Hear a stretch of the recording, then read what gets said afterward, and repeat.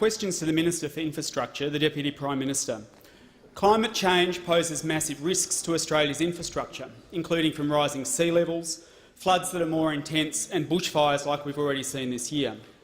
Deputy Prime Minister, will you join me in congratulating the courageous school students going on strike on 15th of March right around the country, calling for urgent climate action and the protection of Australia's infrastructure? Will you commend these young people and the 15,000 who went on strike last November for taking time off school to show us what real leadership looks like?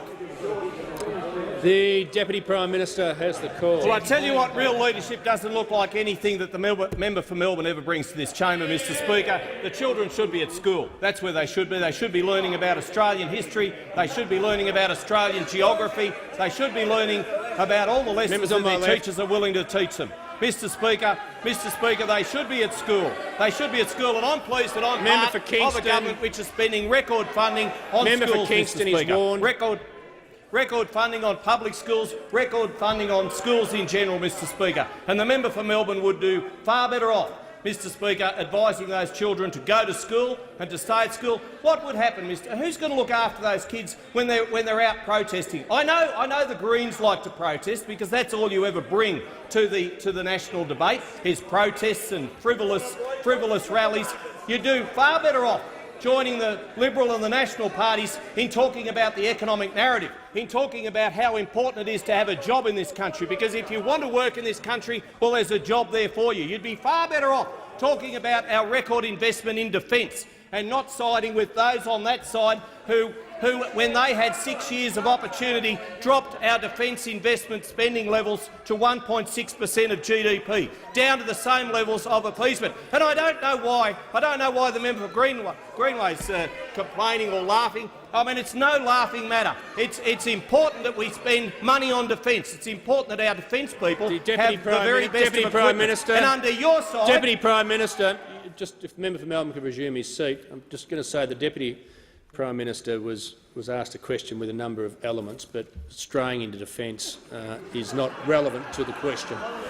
The member for the Deputy Prime Minister can resume his answer, but he needs to be relevant to the question.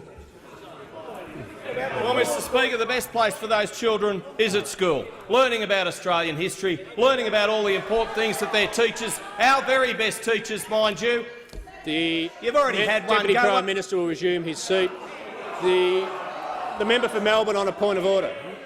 I haven't had a point of order yet. I just want to be as efficient as possible. The member for Kingston's been warned, so now's a good time for her to leave under 94A, continually interjecting. And the member for Melbourne on a point of order. On relevance, perhaps the minister might also like to explain what the children should do with the science that they have learnt. Points of order aren't an opportunity to ask a supplementary question. Members on my right. Member for Dawson is warned. The Deputy Prime Minister has the call. Any long enough to know he can't reintroduce new material into a question, so you can't have two goes. You can't have two goes, but I'm proud to be part of a government that invests in teachers, quality teachers. My daughter is a quality teacher, and I tell you what, Mr Speaker, so too are our teachers.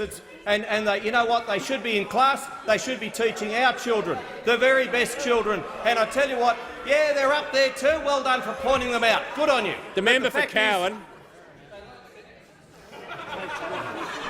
Well, I tell you what, I hope they don't learn too many sentences from you, Mr Member for McMahon, because I tell you what, you haven't brought much to the national debate lately. And I tell you what, when they get old, I hope you've still got nothing to do with their franking credits, nothing to do with their negative gearing. The kids should be at school learning all the important things that their teachers are going to teach them.